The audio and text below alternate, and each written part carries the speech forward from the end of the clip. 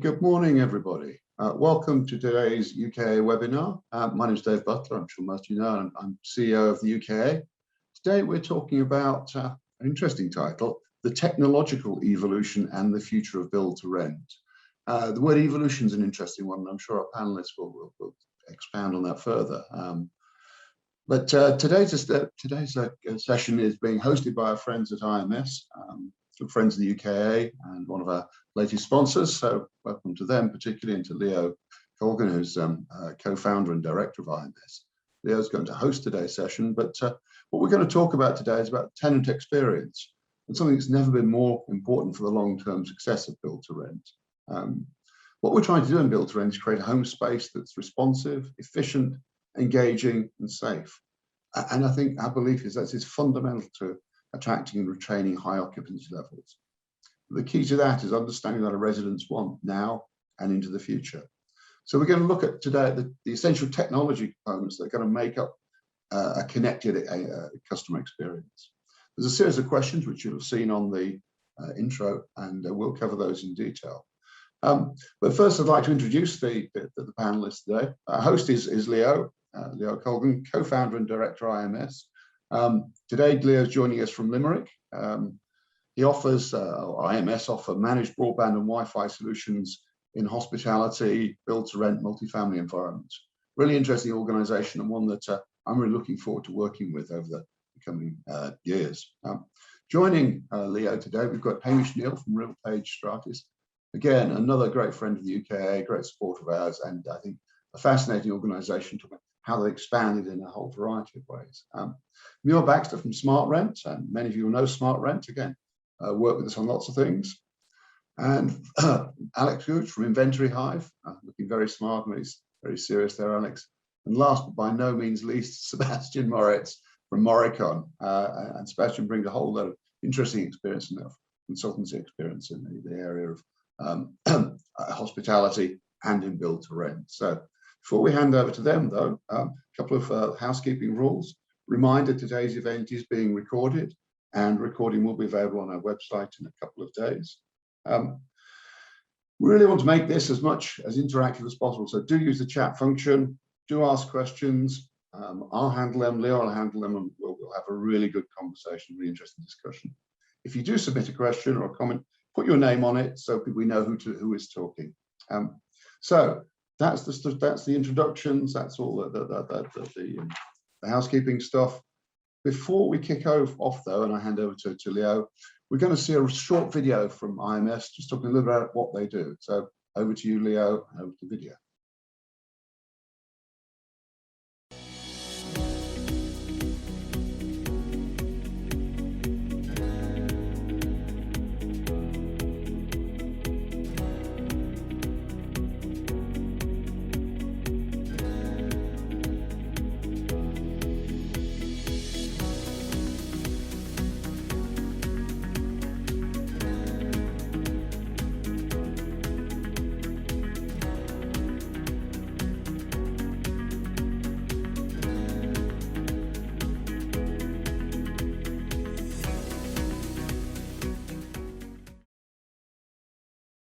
Many thanks, Dave, for the kind introduction, the kind words. We're delighted to be hosting today's webinar and delighted to be working with the UKAA.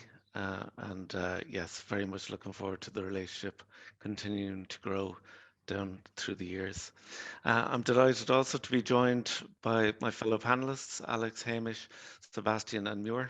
We've all crossed paths at various events in recent times now that we're all back in the air, which is great, and look forward to seeing you in person again soon, probably at your event next week, Dave. So really looking forward to that. So as you can see from the video, what IMS offer is a connected building, a building that has primary and secondary connectivity. And once we have that primary and secondary resilient connectivity, a managed network throughout the building for my fellow panelists to use for all their goodies that they offer. So to kick off today's discussion, I really want to keep it as conversational as possible because Q&A can sometimes be a bit laborious. So having spoken to the guys at various points, I think that shouldn't be a problem today.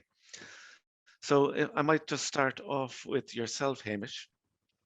So in terms of what the tenants are looking for in their homes uh, in technology, how have buildings had to change in recent times in your experience? Yeah, it's a really interesting question, and one of the things that is great for me of being a part of RealPage and of Stratus is that I get to see both sides of the coin, and that we don't just sort of make an operational piece of software for the resident or for the operator. We make lots of different pieces of software, and we're talking to operators in different ways. And one of those manners may be that we're talking about revenue management software and how to make the most out of the property, which brings us back around to the resident experience and how we can drive a better experience for the residents. They're going to want to renew, they're going to want to stay there for longer, and we get to look at it in different ways, which is really exciting. And one of those things is that there's a big push to having a really good resident app for the tenant to use to engage either with the technology within the building or with the residential staff, whoever's interacting with the property, bringing it into one space. And we find that by bringing multiple facets into one environment, rather than expecting the resident to have to sort of jump from one app to another app to do something different, or to potentially a website to have to call facilities, or another method like that, there's a real consolidation. There's a bringing together of all of these technologies into one sort of more of a holistic solution for the resident, rather than disparate technologies that are maybe best in class, but the overall experience isn't driving that renter or that resident to want to stay within the property longer. I think that there's a huge drive to improve that experience. What we also find is that if we can use technology in a way to really alleviate some of the pressures from staff so that they can deliver a better experience for the residents as well, rather than using tech to remove staff, but just introduce new touch points, more positive engagement with the resident, they're more likely to stay longer. They're going to be happier with higher rents. A really good example is that we know that if a resident interfaces with the same member of staff 3 times positively throughout the year, they're more likely to want to stay longer, and they're going to be happier to pay more rent. And tech can really help to drive that. And it's a matter of having the conversations with the operators about how they can make the resident happier, how they can bring these communities together, and how they can deliver an experience that people want to stick around for. I think it's really interesting that you're looking at it from not only the residents but the operators' point of view, and how to make their lives easier as well. And I think we'll get into more detail on that later on. I might just go to you, Alex, on how you see technology. And yeah, I think Hamish hit the nail on the head with that one. And if I'm being completely honest, making the sort of the service teams' lives a lot easier and making those interaction points a lot more streamlined, that's going to drive up resident satisfaction ultimately. That's one of the things that we do at Inventory Hive, make obviously the operators' lives easier to be able to in turn focus on the resident. And then, as Hamish said, that's going to have the knock-on effect. They're going to want to stay longer, they're going to renew less, they're happier with those higher rents. And I think that's all come from the core technology that assists. It's not just from what the residents see, but also how it helps the teams as well. And over to you, Muir, what in your experience? Yeah, I suppose just to echo the kind of comments of Hamish and Alex, yeah, very much, that tenants these days do want that one app solution. They want convenience, they want connectivity throughout the development. We also see quite often, people do suffer from app fatigue, where people are thrown all these different apps to communicate with all different kind of very kind of appropriate elements of the building, but actually it ultimately just ends up in complete brain drain. Whereas actually streamlining all of that, delivering that in one great application that is both an end user, a resident beneficial device, enabling them to have that kind of future-oriented lifestyle and connected living lifestyle that we all want to live these days.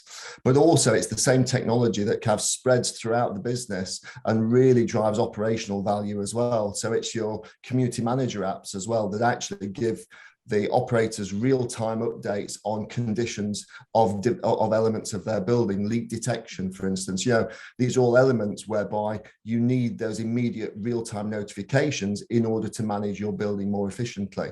And again, I think by looking at all of that technology, you know, when it's delivered correctly, actually, it really does lend itself to being both a resident benefit and a significant operator benefit as well. And Sebastian, I guess coming from more of a hospitality background into the BTR, and I know you're heavily involved in the BTR consultancy, what are you seeing as the trends that residents want? I think from a hospitality viewpoint, the tenants would like to experience a similar connectivity, ease of life that you just mentioned from the various facets that they experience, say, if they go on vacation in a branded multinational hotel organization.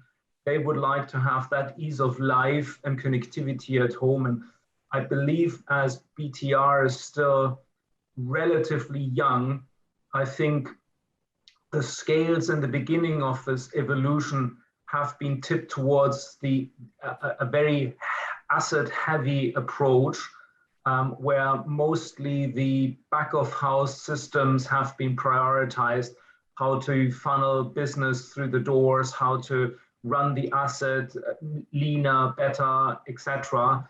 And only now, slowly, but thankfully, surely, the front of house angle is more focused on that Muir just touched upon that.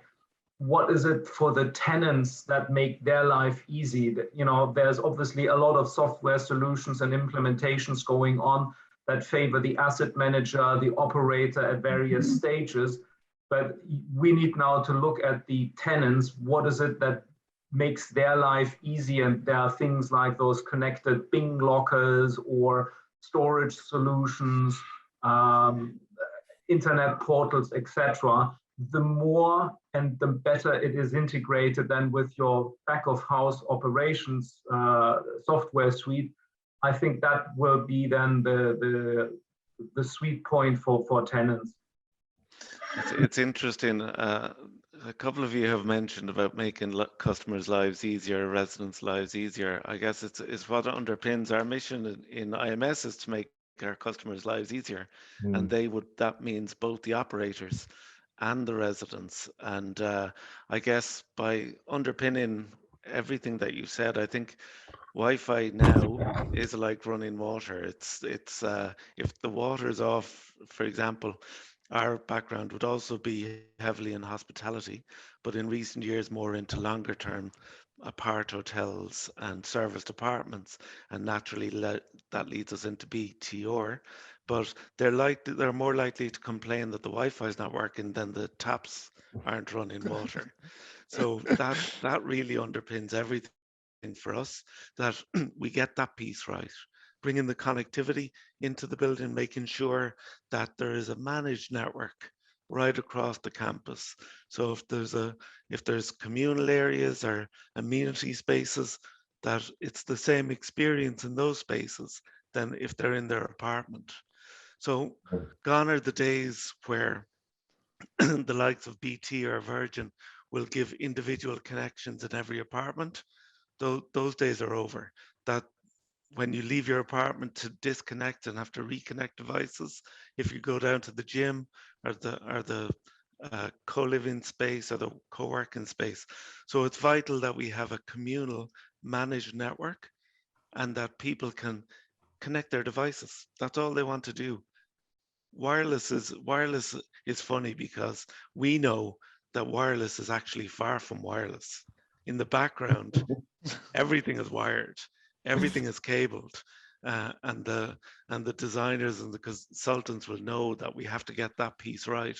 But essentially for the residents, it's so that all their devices can just connect seamlessly. And that's what makes their lives easier. And once they can connect their devices, then they can see the apps, then they can see the benefits of what you guys are talking about. So I think underpinning all that is the basics of getting that network right. I think that brings us nicely on to sort of like point number 2 on the agenda as well there, Leo. You mentioned a couple of times about sort of cohabitable spaces, and you've got your other working areas. So that's a little bit around how the pandemic's changed our future technological needs slightly for our residents.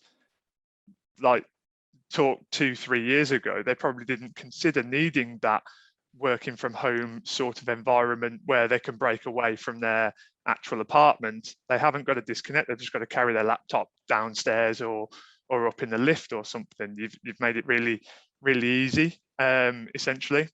And that's where things like internet connection, your public Wi-Fi being the same, it makes it a really streamlined process now, and that's how technology sort of impacted that and impacted the future for them because of the pandemic, now that remote working is a lot stronger as well. And we're also in the era of the license these days. The kind of days of owning content are over. Everything we all media that we consume these days is streamed. If we look at videos, look at music, it's all on demand. And in order to kind of have that convenience and make use of that on demand content, we need great connectivity. And to your point, Alex, in regards to the pandemic, I think this is one of the few things, and I say this with a caveat, that the pandemic was really helpful. It basically kick-started and fast-tracked development, rollout, and the awareness across the industry. We need robust technology that is working for the client, i.e. the tenant, as well as for the asset and asset manager and the operators alike. And if you look at how suddenly, let alone Zoom as a more mainstream program, but you look at the various virtual reality tools that are now at the disposal where you want a viewing right now, so you have to improvise. But I think with the pandemic, costly rollout might have been fast-tracked because of the we need to operate continuously throughout the pandemic. Now, with virtual reality viewings, walk through apartments, 360 technology, etc., I think that has helped to move things forward. And in the R&D sector, for especially those industry-related programs, I believe the industry itself has made a huge leap forward in a relatively short time to free up this pent-up opportunities. Yeah, that's a great point. I mean, we've found that obviously because we're a completely paperless system, the sort of more hands-off approach, gone are the days of the old pen and paper signing sort of thing. That's really helped, and residents feel more comfortable as well, that they haven't got to even just hold the same pen as somebody else has held. Little things like that make a big difference. You mentioned there 360 virtual tours, things like that for viewings. Some people aren't still comfortable going into other spaces and sharing those spaces, which is perfectly fine. It's personal preference essentially nowadays, and caution is always good. But that's where systems like our own and all of us here come into play, and definitely technology is going to become more and more impactful on the future. Yeah, self-guided tours is something that we had actually pre-pandemic. It just so happens that the pandemic brought self-guided tours to the forefront of everyone's minds. And I think there's some statistic that last year, I think we did over 400,000 self-guided tours. And that was literally businesses, maintaining business continuity, maintaining lease-up strategy, despite that kind of demand for contact-free and interaction-free viewing. And of that, over 400,000 self-guided tours we did last year, I think there's something like 37% of those were actually walk past. They were literally spontaneous, walking past a site, getting some fresh air, scanning a QR code and touring an apartment purely on the fly. And I think that just kind of demonstrates how during that pandemic, actually utilizing technology can really help with your just maintaining that business continuity and helping towards your lease-up strategy. Yeah, I think just swinging that back towards the tenant as well, is that all of a sudden we needed like room booking as a part of what active building does within the RealPage suite. And all of a sudden the gym needed to have slots so that you couldn't just, hey, look, I'm going to book the gym and walk on down. It was, hey, look, we need to have a maximum capacity of 10 people within the gym, or 5 people, whatever that allotment was, to make sure that these spaces could stay open, could stay safe, and that the residents got to make the most of the facilities within the building. And I think that tech really helps that. Otherwise, what are you going to do? Have somebody standing out some of the door and making sure that no more than 5 people have gone through? It's just not practical. You close it off instead. So I think it's a matter of really being able to harness what you're paying for. I found it interesting, Sebastian, that you said that a lot of things were fast tracked because of the pandemic. And for us, we believe that too, because suddenly you're no longer having to convince operators or convince BTR developers that connectivity is important. They now know it is important, and they now know that what we're seeing is the usage levels, the bandwidth requirements for a building have increased dramatically. And people are now, that's no longer an argument you have to have with someone who's investing in technology in a building or a block. That's now that's a given. Connectivity and having the bandwidth to make sure everyone is happy. The pandemic has really made that much easier for us.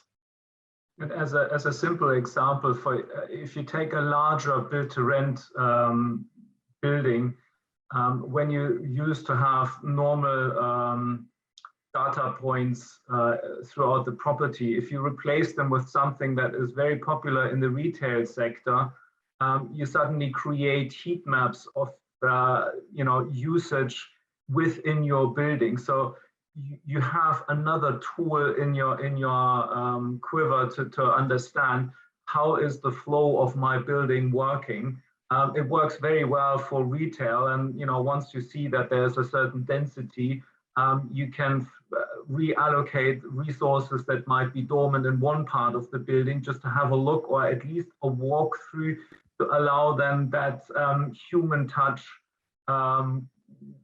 interaction with a tenant, which I think from a hospitality side is hugely important. It's not the Robo Home 2050. You still want to have someone walking through the lobby, greeting a tenant. Hi, Bob. Hi, Mary. How's your dog Fluffy doing? Those little things make and break then the tenant experience, because I think with COVID, especially the isolation that was forced on the population and working from home, that was very tough. And if you take that last element of human interaction away and replace it by a robot, which might be very popular in Asian countries with robo-serviced hotels, where you have a little munchkin running through the hallways with a set of towels. Well, you might like that, but I think that the human interaction still trumps everything, but it's not everything technology driven. I think you have this extra bit, but it's supportive of the human being to service and the tenants. Yeah, absolutely, and I think that's sort of what me and Hamish stressed in the first instance as well, isn't it? Really, the systems creating the availability of the team to be free to go and say hi and say hi to Bob and Mary and ask about little Fluffy running around or whatever.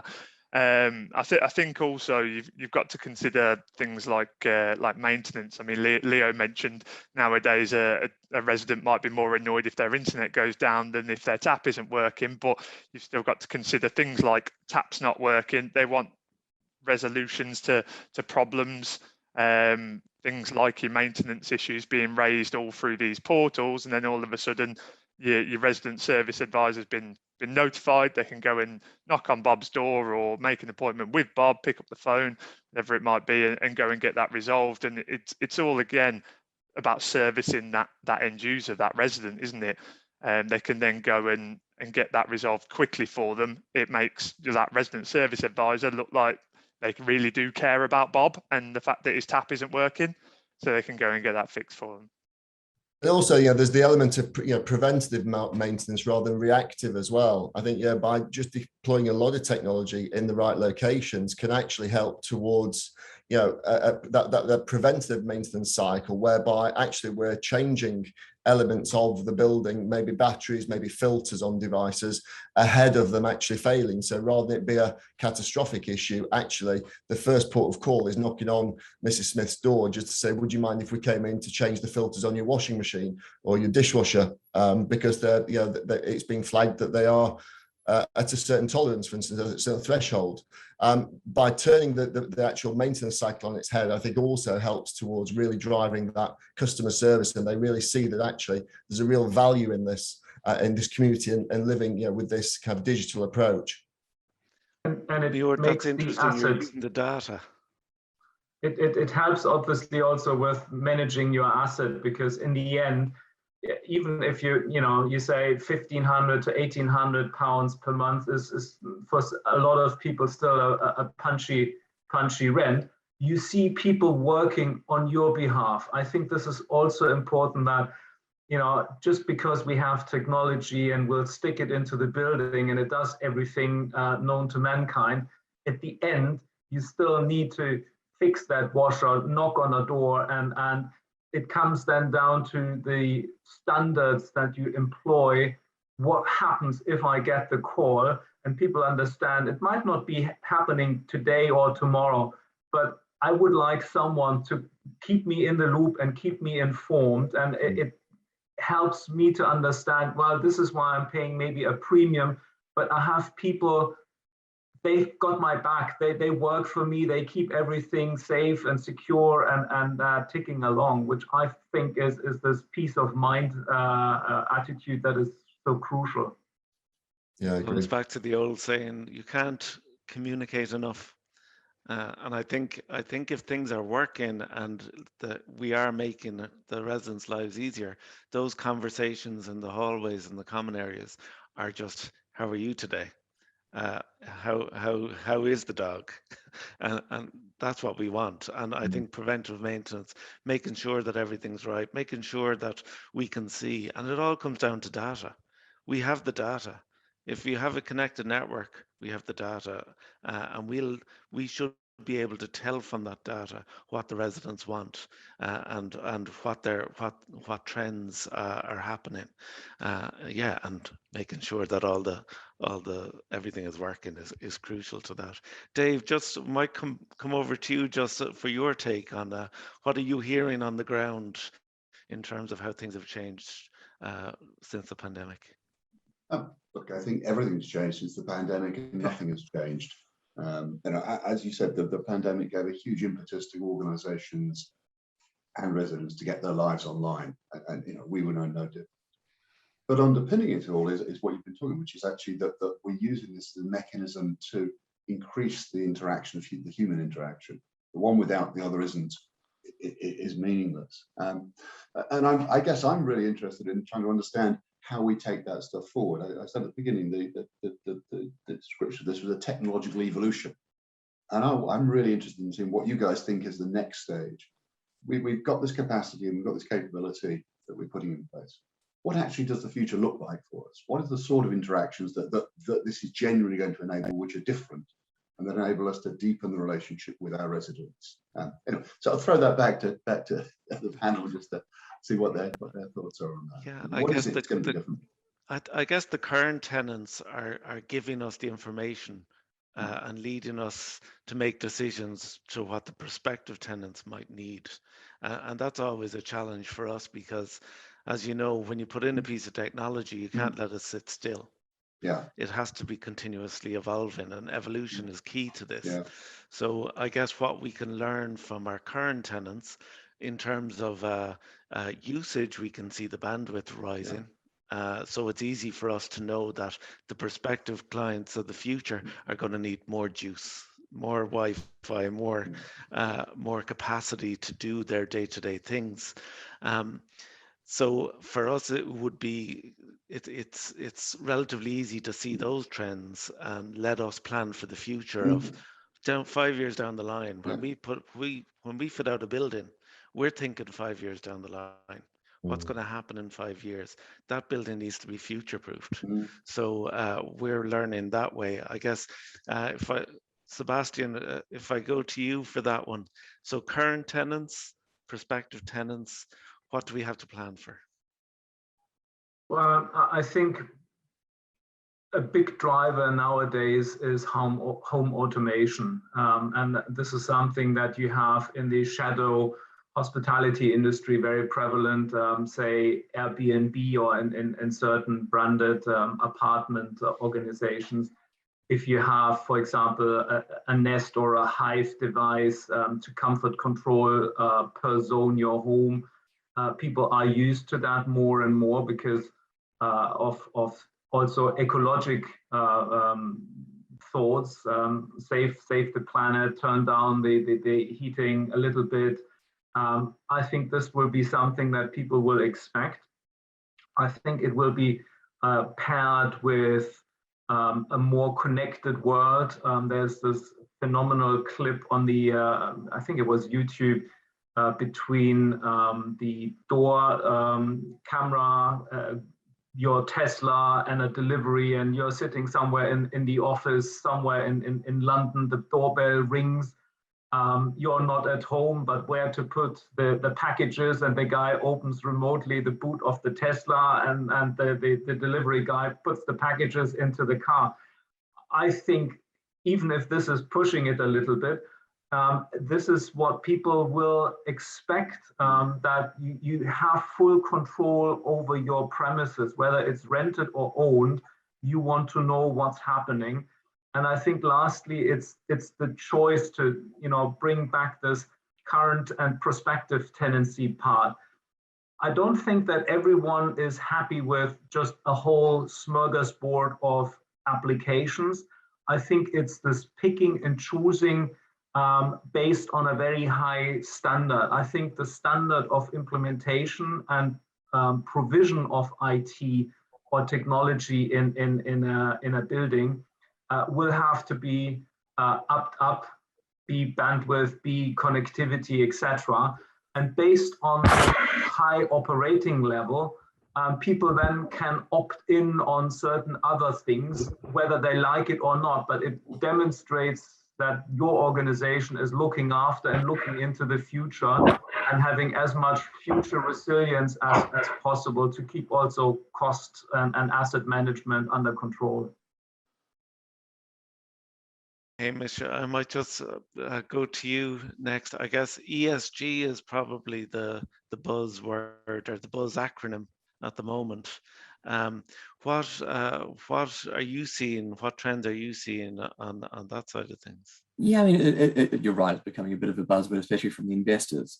But from the resident perspective, and we've got some really clear data showing that residents will pay more to live in environmentally friendly properties. If there's a green credential, if there's proven steps have been taken within the property to improve its wellness or its green kind of score, and it's promoted to a potential resident, they're more likely to want to live there or pay a higher rent.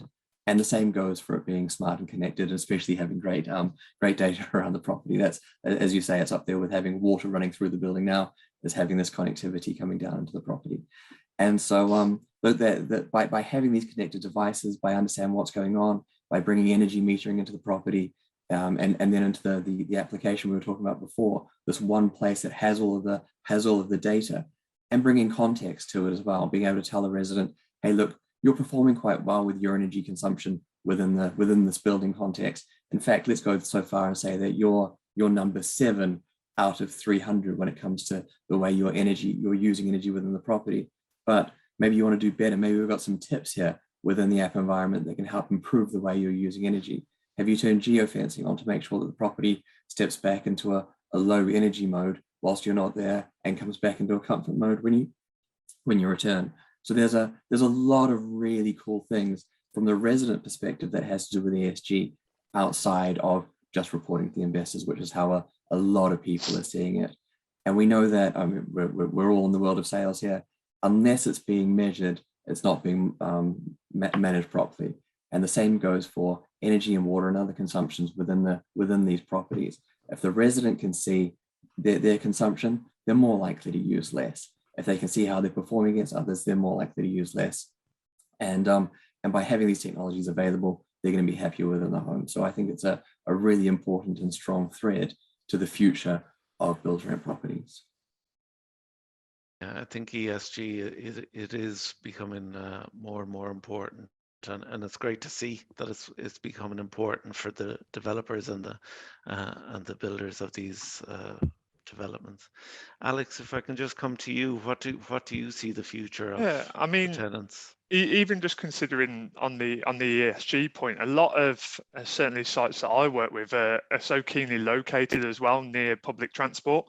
Obviously, that might be a choice for the resident to have taken up on the moral consciousness that they want to get public transport. It might be a necessity, it might be that sort of thing. But equally with that, the operators, the providers, they're in a situation where they can say, look, yes, we've got car parking spaces, or we are in red zone in London, or whatever it might be, but there's public transport that you can go and use that's very local. That again improves the residents' lives because it's convenient.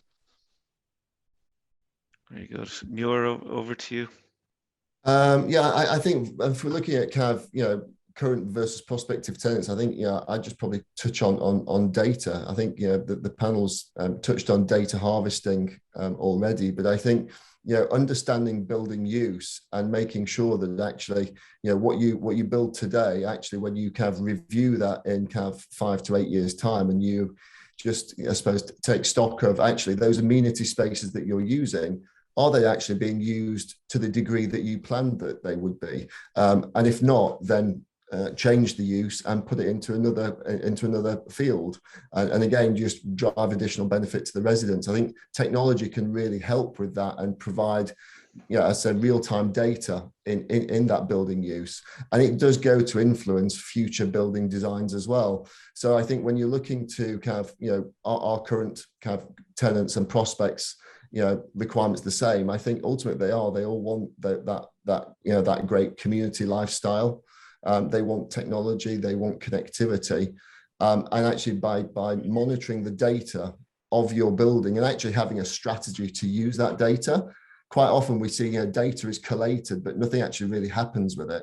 And you need to have that process to understand the data and actually put it into practice. I think ultimately that will really drive resident benefit and ultimately drive the tenants to stay longer with you. So I guess that leads us nicely on to our next question about how innovative technologies can create a personalized experience for our residents, I guess, so that they won't want to leave. So Hamish, I'll start with you there. I guess there's two faults to that, right? They don't want to leave, but they also want to invite their friends to live in the same building as well. Like what an ultimate thing for an operator to achieve, than to sort of build those communities from a resident perspective, saying, hey, look, where I live is so amazing, you should be involved. And personalization is a really interesting thing. It's a broad thing, and how does tech play within that space? I mean, for us, it's important things like saying you can set scenes for within the property, and I guess this almost touches on wellness, which I think is going to be a big trend probably in about 5 years from now. We see it coming into really high-end homes, and that will take some time to trickle down with the affordability and what can be done within these spaces. But certainly from a lighting control perspective, if you're able to bring down the lights in the evening so it's dimmer, it's not so bright straight before you go to bed, you're going to have a better sleep. And so being able to make some of these choices within an easy-to-use app environment that says, I want the property to be in this state at this time, or when I come home, I want it to be in this sort of position when it comes to temperature, when it comes to lighting. Ideally, do I have motorized blinds? When I wake up in the morning, can I wake up to the blinds going up and natural light coming into the room, as opposed to my phone beeping at me? There's a lot of really nice things that can be done within a smart apartment to improve that personalized control. Very good. Over to you for that one, Muir. I think actually, Hamish touched on wellness. I think that's a great use of technology. Certainly, if we think back to the kind of pandemic, wellness and technology really went hand in hand throughout the pandemic, and the fact that if we've got access control as an example, we have access control on an apartment door. We've got people in isolation, we've got people who have to lock down, or it may just be that they have to self-isolate, whatever the use is. But actually, because we've got understanding of that access control piece of technology, which is on the front door of that, either whether it be an apartment in build to rent, or whether it be a door to a bed space in a student accommodation, for instance, we understand the interplay between the front door handle and the back of the door handle. So we understand actually, well, has that occupant, has that resident left their apartment in the past couple of days? If not, perhaps actually, you know what, let's create a work order and push that into a well-being call, just to make sure that they're all right, make sure that, you know, there's nothing untoward going on, make sure that their mental health is being cared for. And I think by using technology in those instances, again, it really plays into the well-being, and again, the resident benefit even more so. No, I think that's a really nice point that you've just made there. You know, to be honest, in relation to they haven't left for a few days, is everything okay? So let's just put in a sort of a polite courtesy call. Yeah. I mean, I know, again, slightly going off on a tangent here, but just how they can be personalised experiences, and I appreciate you focus heavily on preventative maintenance. Ultimately, something might still go wrong. One of the things that obviously we do at Inventory Hive is provide the platform for residents to sort of create their own midterms where they can log any maintenance issues. But that's, again, all personalised. So they get the ability to sort of feed back. It's all their own comments. And then again, they'll feel valued when you do go and put in that courtesy call by way of a midterm to say, is everything okay? You haven't left, is everything okay in the apartment while I'm here? Let's feed that back. Yeah. Very, very good. Sebastian, I guess the innovative technologies that the other sectors that you've been involved in have made, what can we learn from those innovative technologies, and what is a good fit for the build to rent space in your opinion?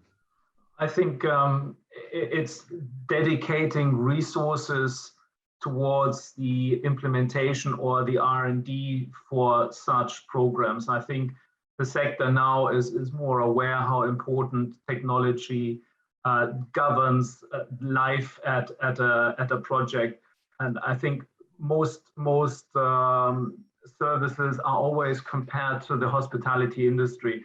And I think one of the really personal things in the hospitality industry is you can charge items to your room, which is a wonderful thing, but very difficult to achieve in a build-to-rent environment, especially if you have to self-isolate and you don't want to always have the same provider delivering ready meals to your door, takeout. So a couple of years ago, we started with a development app for specifically tenants being able to order from select high street shops, literally bypassing the building management's accountant team, because there's always this back charge similar to a hotel where the concierge might buy something on your behalf and whack it with a commission onto your room bill. You can do this with an app as well, and you curate as a concierge team basically the local high street shops around your building, be laundry or food, flowers, etc. So you can be mobile, and I think this is one of those things to allow people to get things into their apartment, or at least to the doorstep, without being there physically present. And I think it's the innovation opening the horizon. What are other industries doing? And I think hotel industry would be a really good point to look at the personal space. Airline industry or travel industry might be another interesting comparison, because if you want them to increase your distribution and getting more people for viewings, what is it that you need to undertake to book a viewing slot to have it instantaneously. You know, if I want to go on a trip, I'll book it, and literally 4 hours later, I'm at the airport on the plane. I think this should be the same thing if I book viewings. It should be, this is my slot, I have the availability, I can choose between VR or a personal viewing, and then I show up at the time and I'm shown around. And with a software suite, I basically can clinch the sale. I think this will become more and more the norm, that the spur of the moment and individuality is channeled along those lines. It's very, very interesting, Sebastian, because what you're saying there, I guess we can learn a lot from the other sectors. In hospitality and in apart hotels, we're dealing more with the transient guest. And interesting you make the connection with the airlines, because that's very much transient experience. So we could learn from that for sure. For us, I guess one of the key challenges around BTR and learning from the other sectors is what services that we actually put into an apartment that will keep the residents happy. And in hospitality, things like TV services and services like that are very easy and defined. Apart hotels, not so much. It gets a little bit trickier to do a TV service that will keep everyone happy, because suddenly you're into longer stay, and then you're into the apartment where you have the longer stay, and that's where I think there's a grey area around what TV offering to put into build to rent apartments. We believe that the resident should bring the technology in their devices. They will upgrade their iPads, their laptops, their iPhones to the latest technology. And as long as we give them a conduit, um, that's where the importance lies. We lay out the motorway for them to drive on. And I think that's a crucial piece of what we've learned from the apart hotel sector in particular, as well as as hotels. Muir, if I can come to you, what do you think we can learn from the other sectors? Yeah, I think there's certainly some elements of kind of resident short-term use or onboarding and offloading as such from the technology within those spaces. You know, quite often, you know, if you look to the hotel Wi-Fi strategies, for instance, you know, they're really very well structured now by way of you join the network, you punch in your room number and you're connected immediately. Likewise, it's tied into the booking system so that when actually your booking comes to a close and you check out, your connectivity is discontinued. And we start to see a lot of those similarities in the build to rent space with smart technology as well, by the way that, you know, for instance, smart rent, we will have onboard that resident and automate all of that kind of day one activity by way of onboarding you to the Wi-Fi network, adding you to the access control system, adding you to all of your credentials to the smart devices within your apartment. And just as important is to onboard someone as it is to offload them, because quite often, you know, the devices that are being put into apartments are consumer devices. These aren't commercial devices whereby you've got management of the account that manages the device. And so actually by way of having enterprise control over all of those and making sure that when that tenancy comes to a close, the leasing team hit that one move out button once, and it removes all access and all credentials to those technologies. And I think that's something which, again, you know, to draw it back to the question, that's something that we've typically seen in the hotel sector for quite a while, by whether it's tenancy-based performance.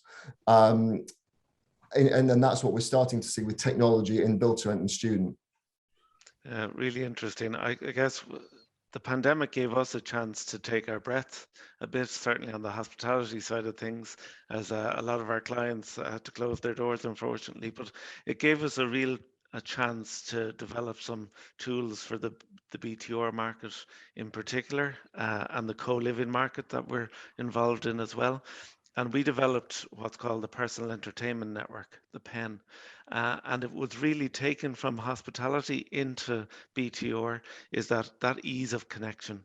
So you come in and you connect your devices once and then you're in. And you don't have to redo it. And no matter where you go, around the building, around the campus, that it will constantly keep your devices connected, and that personal entertainment network then allows you to have all your heating controls, anything that's wireless and that needs to be connected. It keeps them in a VLAN network, private network for yourself in your own apartment. And I think that's where we learned. We cut our teeth in that stuff in the hospitality and the apart hotel sector in particular. So there's a couple of questions in from the audience, of which we're going to go to very shortly. So if you have any questions for myself, Dave, or the rest of the panelists, please type them in now, and we leave a few minutes at the end.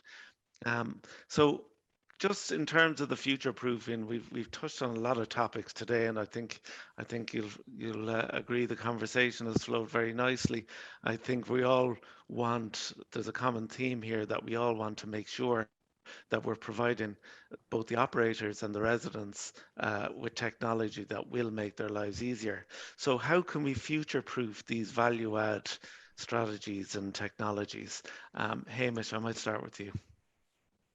Yeah, there's just so much, a lot. Like there is so much that can be done with the technology that we have at our fingertips, and I think that bringing them together, just creating these holistic solutions, is going to be the move forward for everybody into this next generation.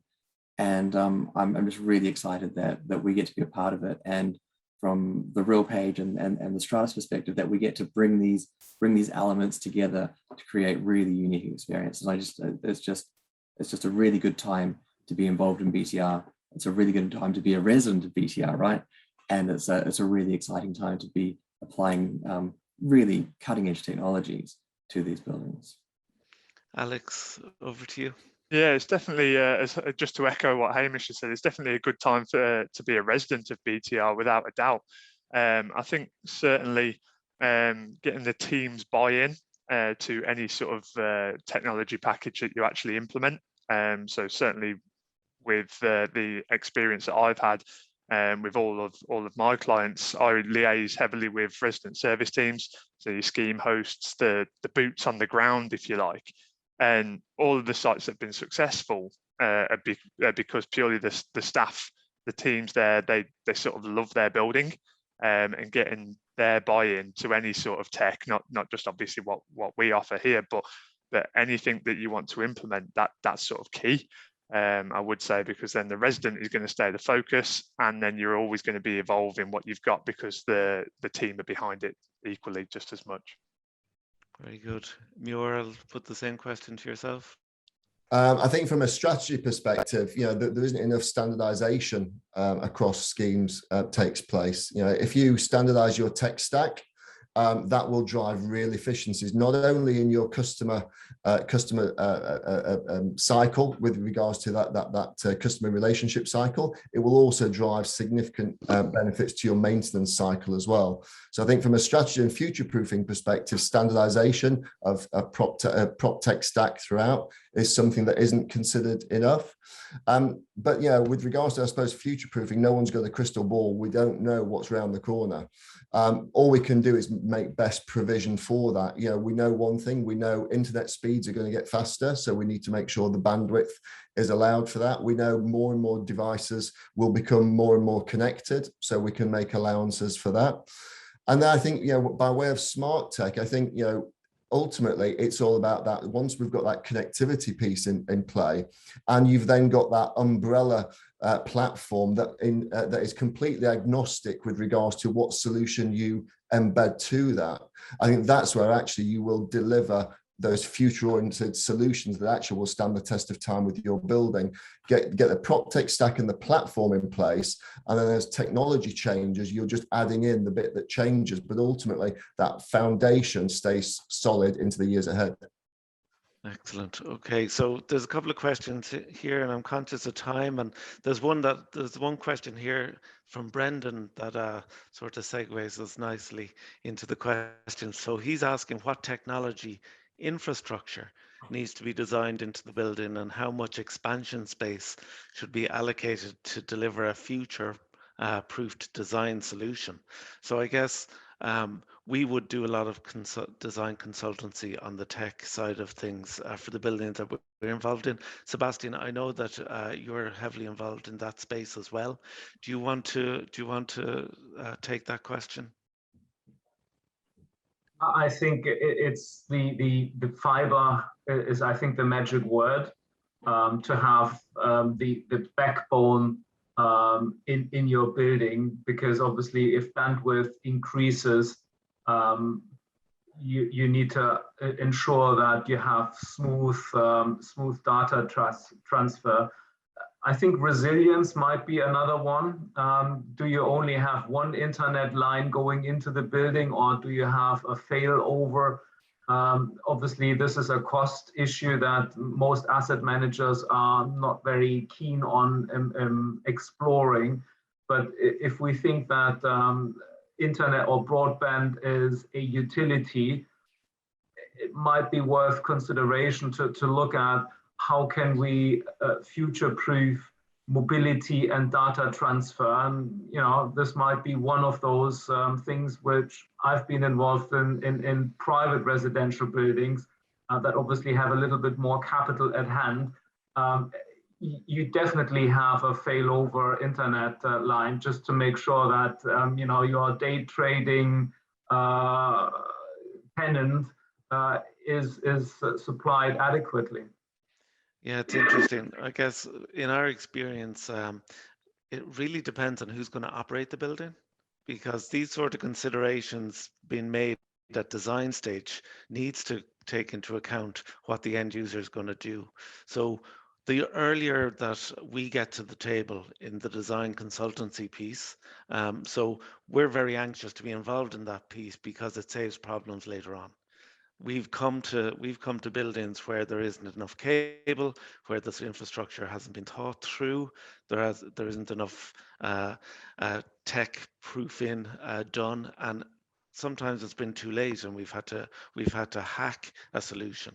So the sooner we can get to the table with the architects and the designers, and one sentence at a round table can save thousands and can future-proof your building. How to know your customer, I think, is critical. It's not like build it and they shall come. Yeah. You need to understand who will come, why they come, and this is what we touched on. The data will tell you very clearly what is the expectation, and then to looping back to Dave, this is basically the standardization and the best practices in build to rent, that it's not the helter-skelter, it's an organized approach, it's a business case.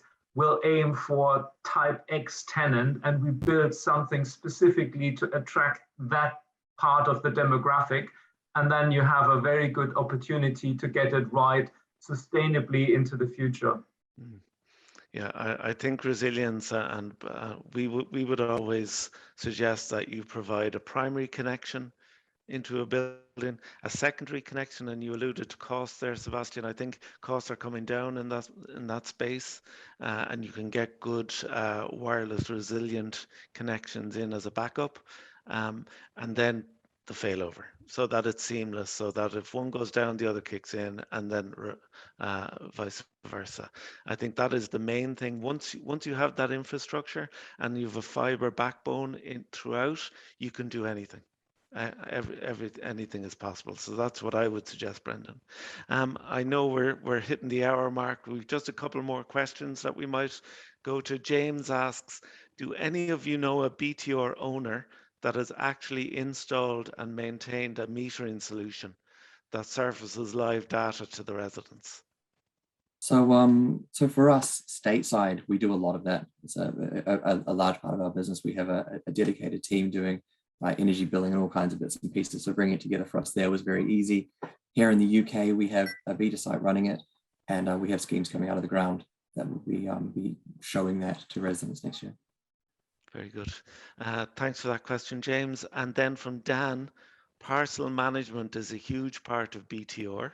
That's certainly since the pandemic, as a service for residents, but also has a significant labour burden. What will the future bring for parcel management? Muir, would you like to take that one? Well, it depends who you ask. If you ask Amazon, they're actually profiling systems right now where they will deliver it straight through and open your front door and put it through your front door. I think the jury's out whether that will kind of take hold in the UK. I think we're a little bit more protective of our castle than probably they are in America. But nonetheless, I think, ultimately, I think from parcel management, it's only going to get bigger and better. People are aligning with that convenience lifestyle. I think what we will start to see is actually chilled lockers as well in a lot more central spaces. So we've actually got that, the kind of standard parcel locker. Then we've got chilled for fresh deliveries. I think that's something that will start to come through more and more.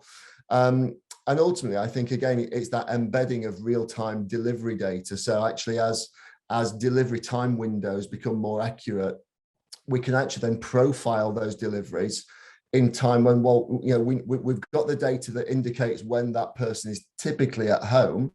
Well, actually, let's just profile the delivery and the delivery route in accordance with the person being at home, rather than which is convenient for the delivery operator. Actually, again, that then streamlines the parcel delivery management, which actually is on site, and it cuts down on your carbon footprint.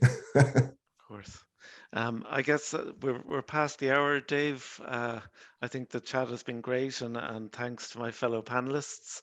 Dave, I'll pass back to you. Thank you, Leo. Yeah, it has been a really interesting conversation.